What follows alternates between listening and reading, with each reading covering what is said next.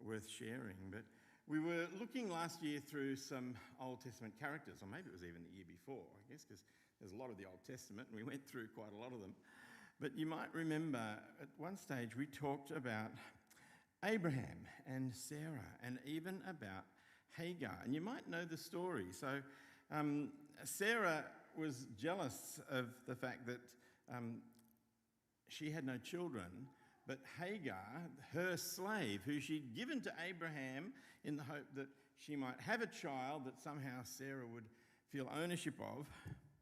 And that, of course, happened. But then Sarah felt jealous. You can read this later in Genesis 16. And she decided she wanted to get rid of her and send her away. And Abraham made a bit of a mistake and said, well, she's your slave, do what you like. And so she sent her off, and Hagar fled. And in verse 7 we said that the angel of the Lord found Hagar near a spring in the desert and said, where have you come from, or where are you going? And Hagar answered that she was fleeing from her mistress. And the angel said, go back to your mistress and serve her, and I will increase your descendants so much that they'll be too numerous to count. And it said that she gave this name to the Lord after he spoke these words of encouragement, saying, you are the God who sees me. I was going to start this by asking whether you knew anyone called Elroy. I've heard the name Elroy and don't really know anyone called Elroy, but Elroy, E-L-R-O-Y, is apparently based on the El Roy, El being God who sees, that comes from this passage. And it says the well there was called Bir Lahai Roy, the well of the God who sees. And it's wonderful, I think, to have this understanding of God who sees. But it's also something that freaks some people out. You might remember a few months ago, you might have been places where you heard about some bloke who knows when you've been sleeping, and he knows when you're awake. Even worse, he knows if you've been behaving well or badly. And this person was keeping a list to determine if you'll receive any reward for your behaviour. And this person's often visualised as an old man with a beard. Different one than that. But we often visualise God as an old man with a beard, some people in the world, and they almost have the same idea. He's watching and he's got a list. He knows if you've been bad or good. And, you know, the Bible sort of gives some support to that. In Proverbs, the eyes of the Lord are in every place, beholding the evil and the good. But there's another song, not sort of one that you hear in the, Muzak at the time of Christmas, but you might have sung as a child. And I don't remember what impact it had on me as a child. I remember singing it, but I remember as an older Christian thinking, this song's just a little bit weird. Oh, be careful, little eyes, what you see. Oh, be careful, little feet, where you go. There's a Father up above, and he's watching down in love. Love, really? Sounds like he's watching and waiting for me to do something wrong. It's just a little bit nerve-wracking sometimes, this idea. You're just watching to see when I do the wrong thing, and But we can't avoid the truth that the Bible tells us, that there is a Father up above. Fortunately, he is watching down with love, but he's watching. He knows. And I've met two kinds of people in my life. Some for whom that just freaks them out, and some for whom it is the most freeing and wonderful thing.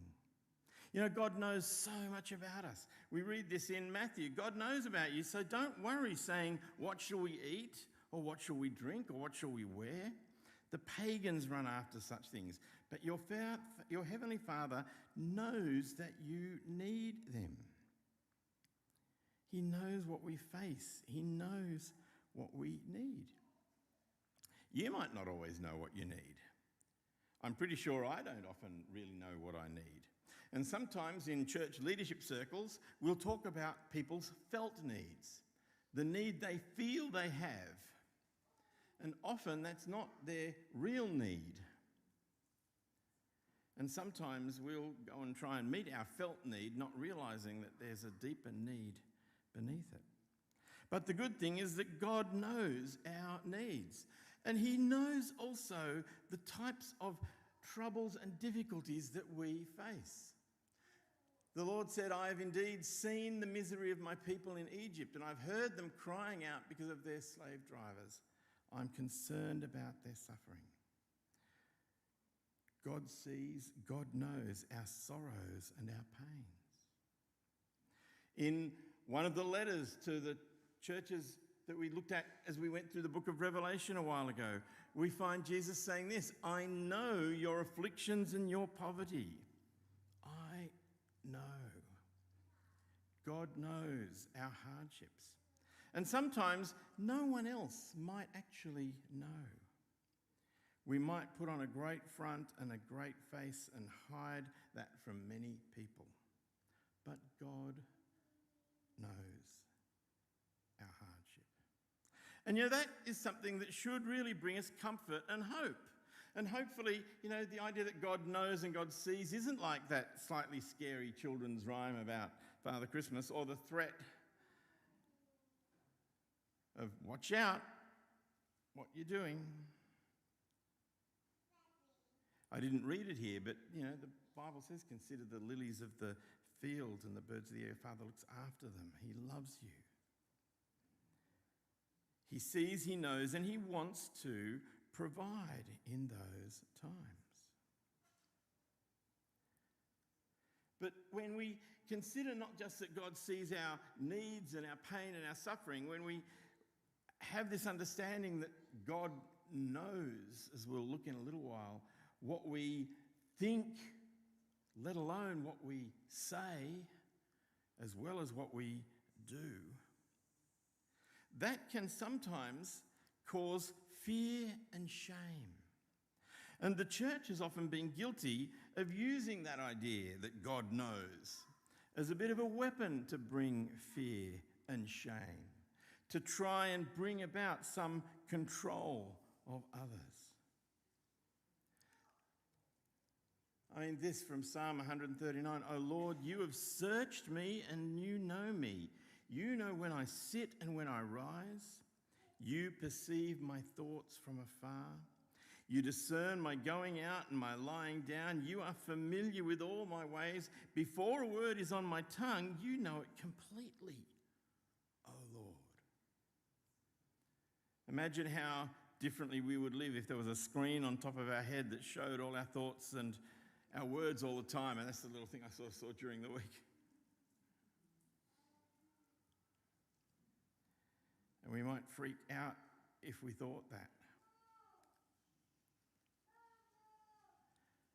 But we don't need a screen above our heads for God to know. He knows. He knows. We read this in Revelation as well. He knows what we do. I know your deeds, it says in Revelation. But reality is a bit different than what we might think. When we read here God saying, I know your deeds, he's actually saying, I know your deeds. I know you've done good things and tried to do good things, even in the midst of the persecutions and troubles and deprivations you have in life. I see that you have remained faithful and have wanted to remain faithful to me. And yet we still use this idea that God knows to shame us. And we've obviously done a bit of a bad job of communicating what God's really like, because one of the things that, a few years ago, the people like Dawkins and so on, some of the atheists started to, say the problem with Christians is we just think we're the only ones who have any ethics. And we, might be good. But he said, you don't need God to be good, which I think is quite true. You don't need God to do good things. And the problem they often say is they think, well, they're actually better than us because the only reason we're good is because we think there's a God watching us and we're afraid of what he might do to us if we're not good. Whereas they are good anyway. As a friend of mine used to say, I'm a professional Christian, I'm paid to be good, whereas you lot, you're good for nothing. It's a bit cruel, but it's true. They even put signs on buses at Christmas time about 10 years ago. Why believe in a God? Just be good for goodness sake. I mean, I've preached a sermon where I have issues with that because how do they know what good is without there being a God to sort of help us know what good is? But this idea that we might only be good because we might get found out. And if we knew we'd never get found out, we just wouldn't bother.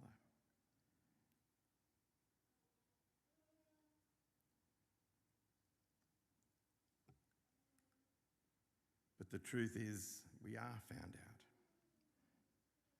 There is a sense in which perhaps the atheists have some understanding in that they do believe what we say, that God watches and knows what we do. In the Psalms, God, you know how foolish I am, and my sins cannot be hidden from you.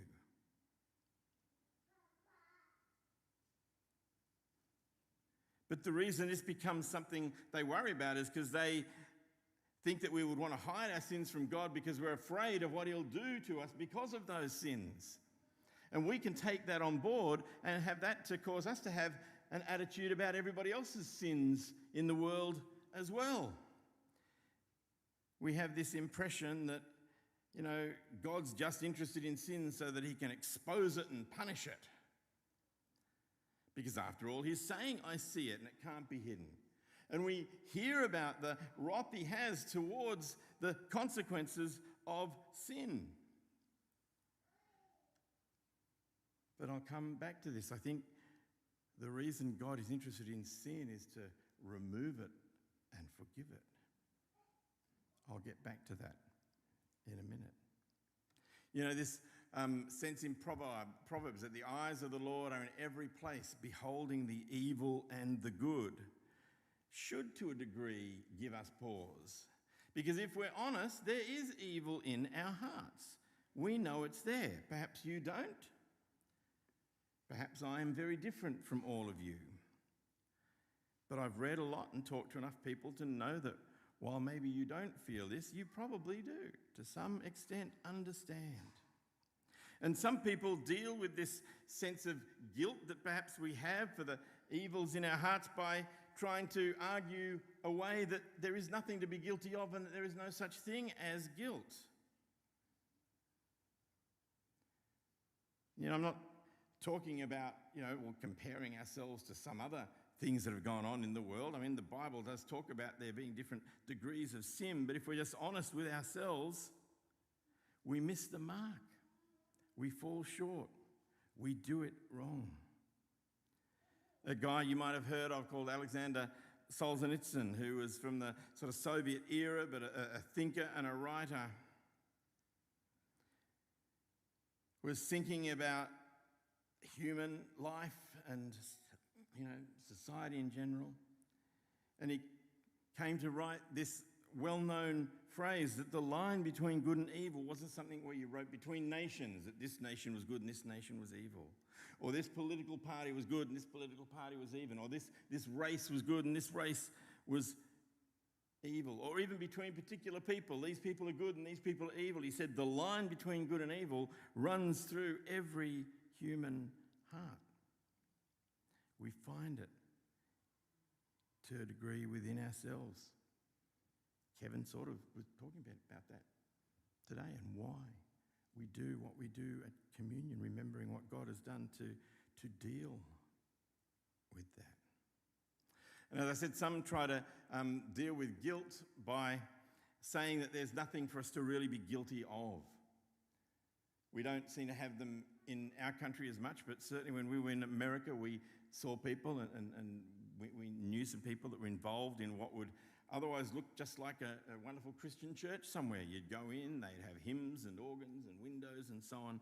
But when you would read and hear what they would talk about how guilt's just an imaginary thing. And we don't need forgiveness for sin because there's no sin, there's no guilt, and we just have to, learn the truth of that. And I can understand why they perhaps want to do that, because dealing with guilt is not perhaps an easy thing to do.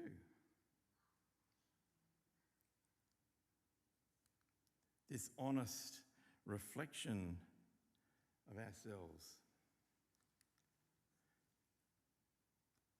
could potentially leave us in an unhealthy place. Haven't quoted C.S. Lewis for a while, but he talked about when he as an adult became a Christian and started to consider the thoughts he had and the things he did. He said, I examined myself with a seriously practical purpose and found what appalled me: a zoo of lusts, a bedlam of ambitions, a nursery of fears, and a harem of fondled hatreds. By which he means a whole range of anger, of pride, of selfishness, of resentment, of hurt, of greed, that a severe honesty would recognise as being mixed with some attempts at kindness and goodness and generosity and patience. And if you don't identify with that kind of a struggle and you want to know how the rest of us live, go home and read Romans chapter 7, where Paul talks about the good he wants to do and the evil he does instead. And it's you know, he got it. He understood. But the wonderful news about the fact that God knows and God sees is that this is a trustworthy statement. Jesus Christ came into the world to save sinners, and Paul was able to say, amongst whom I am the foremost of all. But don't forget that he says Jesus Christ came into the world to save sinners. He's not interested in sin to make us feel guilt and shame and how wretched and pathetic we are and wanting to hide it and scurry away. He wants to save us. He wants to free us. He wants to bring us life. Because we don't face a mean judge who's keeping a list and sees us and looks at us. It's a loving Father who knows and who sees. You might not have had a loving father. I might have said before, I know some people working in some inner city areas eventually decided they started talking about God as being loving like a grandma, because finding that often these people, they had terrible parents, but often they had a loving grandma. But hopefully you're in the situation of knowing a loving Father as well, who sees, who knows. Doesn't that make you feel safer and better? We find this in one of John's letters. This is how we know that we belong to the truth, and how we set our hearts at rest in his presence whenever our hearts condemn us. For God is greater than our hearts, and he knows everything. Like the Message translation here, it says, how we set our hearts at rest when they condemn us, by remembering that God knows. You know, I'm one of these people that the idea that God knows and God sees is freeing, because I'm just so convinced that God's nice and he likes me, as my friend Adrian Plass says. God's nice and he likes me. I might not always understand why, but he does, and he is. And he knows. I don't have to worry that he's going to find out something about me that suddenly he's going to think, oh, I was really making a mistake with this guy. If I haven't offended all of you, I probably will at some stage and do things wrong, but I don't have to worry that I'm going to offend God in some way, that he's going to withdraw himself from me, because he knows already before I've even thought and done what it might be, and he loves me.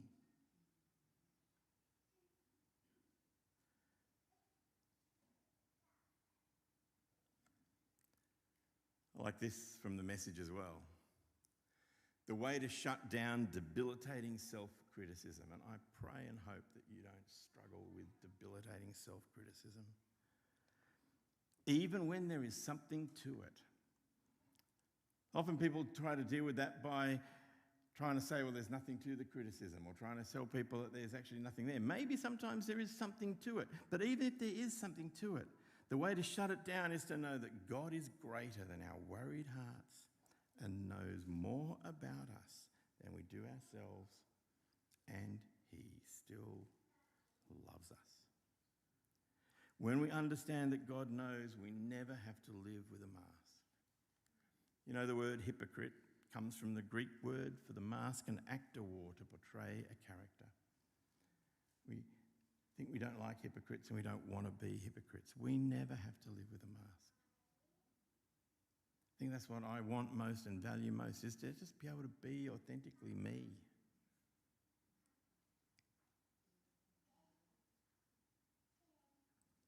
But you might think, but you don't know what sometimes goes across my mind. You don't know the temptations that have sometimes been present in my life. Well, you need to learn this about temptation. Temptations do not reveal the heart of the one tempted, you, but the character of the tempter, the enemy. A guy called Michael Wells from Abiding Life Seminars says this, and it's so true. Sometimes we might find the most bizarre and unsavoury thoughts in our mind, and the idea that God knows of that can be a source of shame and cowering, saying, I thought that, how could God look at me? But the thought, the temptation, need not be something you blame yourself for. The idea of being tempted, the nastiness of the temptation says more about the character of the tempter than the one being tempted. Many years ago, I heard this guy talking, and the challenge was, how would you feel if the pastor got up and said he was tempted to commit adultery last week? Or one of the elders said they were tempted to watch pornography this morning. Or the person that welcomed at the door was tempted to shoplift something last week. You'd be wanting to have a meeting to remove, us all from, our roles. You'd be very concerned. Yet being tempted is being tempted. And it's not a sign of the character of the person, but the one doing the tempting. And you might say, but if you were tempted and you were attracted by that idea, well, you might not be attracted by that thing, but there's probably something you're attracted by that would lead you to an area of sin. And the Bible is quite clear that Jesus was tempted in every way, just as we are, yet did not sin. This is perhaps one of the most bizarre verses in the Bible, if it's true. What do you mean, if it's true? I think it is true. But if it's true, what temptations were there? This will get me into trouble. What temptations were there with Jesus when a woman did something, frankly, fairly erotic, washing his feet with her hair and some things like that? We have to believe those temptations were real. Yet, he didn't surrender to them. He surrendered his will instead to his Father because he knew the Father well enough to know that those things didn't exclude him. Sometimes if people have the wrong idea about temptation, they think if they've felt tempted, then they've already done it. They may as well be hung for a sheep as a lamb, if you know that. Do you know that saying? If you're going to steal a lamb, you might get hung. Well, if you're going to get hung for stealing a lamb, you may as well steal a whole sheep, because if you get away with it, you've got more. But if you don't anyway. And some people might think, well, if they've been tempted and that's sin, they may as well go the whole way. Not understanding that you can resist at that point. God knows, God sees, God still loves. And the Bible has some warnings, and this isn't the sermon to talk about that, about entertaining those temptations and seeing them then give birth to sin, etc. in us. But instead of cowering from him, which is what the devil wants, we should just say to God that you know where this has come from. You might not know, but God knows. You say, God, you know where this has come from. Search me and know my heart. If it's from me, create in me a clean heart. If it's from the devil, protect me, save me, and help me to resist. But Lord, I will trust you.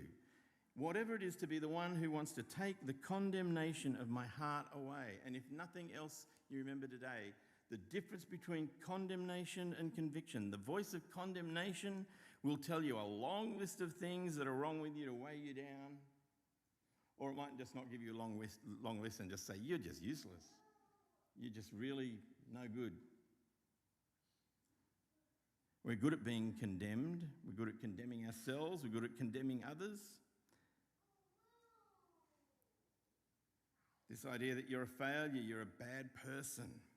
This voice of condemnation leads to hopelessness and will kill us. Yet the voice of conviction instead is where the Holy Spirit might point out one thing that you have said or done, with a call to change, with some hope that change can come. And when the Holy Spirit brings conviction, then surrender to that and seek to follow and walk in that. But when the voice is one of condemnation, just turn yourself open to the one who already knows and sees, the God who loves you. God knows. The best way to remove any sense of fear and shame from the reality of God is to change the attitude with which we approach him. Sadly, we approach him the way some of the people approach the customs in border security shows. You ever watched those border security shows? They're quite amazing, some of them. But, you know, they would come and they would be worried that they'll find out what's in the bags. They'll find out what's going on. And, you know, you might be a little embarrassed to feel that God would see right through your bags to all that you've concealed there. But imagine if you knew that tucked away in your bag, you know, you had something horrid that wasn't allowed. I don't know whether to tell you this. We had a friend, sadly he died in a car accident a long time ago now, but he could never quite believe whether this was true or not. But he said the story of a friend who played a prank on someone else they knew by getting some tin foil, aluminium foil, and cutting out like the silhouette of a gun and putting it between some pages of a book that he had in his suitcase. That's not ideas, right? But if we approach God thinking that he's like the customs control and he's going to find that stuff and we don't want him to, that's a worry. You don't want him to find what's in your bag. But if you're going through those,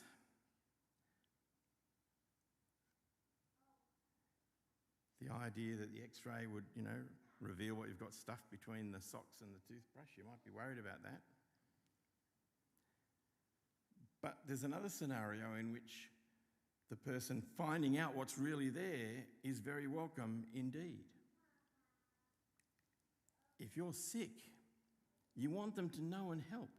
You want them to find out what's really going on. One of our number, I won't name him because I didn't ask if I could share this, had a fall a while ago, and you know, it took a while before they ended up with an MRI, which found out things were much more serious than they thought, and now there's some plans in place to try and deal with that and treat that. Would have been great if they'd known all about it before. When you're sick, you want the person to see it all and know to help you. You hope that the X-ray or the ultrasound will show up everything it needs to, so a proper diagnosis and treatment can be applied. Well, God knows, God sees, and he's not the border control wanting to find out what's wrong so he can embarrass you on national TV. He's the great physician wanting to bring healing and restoration and life. And he is gentle and kind. He knows, he sees what you and I have done, what we think and what we feel, what we imagine, what we desire. When we react in anger, even if only on the inside, before putting on an act of niceness for others on the outside. He sees when pride begins to grow and we think we're going well, when unforgiveness just doesn't seem to let go of us. He knows and he understands. That's the miracle of the incarnation, that Jesus entered into this fallen world and this fallen humanity. He understands. We read this in the Psalms. God himself knows our frame. He is mindful that we are but dust. The freedom is that God doesn't want us to act or put on a mask. He just invites us to try, even knowing that we will fall short. Remember the loving Father? We've got a child and, you know, they're going to go for a ride on their first two-wheeler bike. And if they fall off, boy, are they going to be in trouble. No. Loving Father wants you to try, even knowing that you'll fail, maybe many times. Even knowing that we'll still be full of things that ultimately he wishes to see removed. There is a rest and an assurance that God knows. No matter what we've done, what we've thought, what we've felt, what we've intended, God knows. Yet he is still the God who, you know, we read in Zephaniah, sings over us with delight. This is the God who watches and sees our good and evil, sings over us, loves us, calls us his own child, calls us to himself. So when we come to God, don't come furtively as someone smuggling things through customs, hoping not to be caught.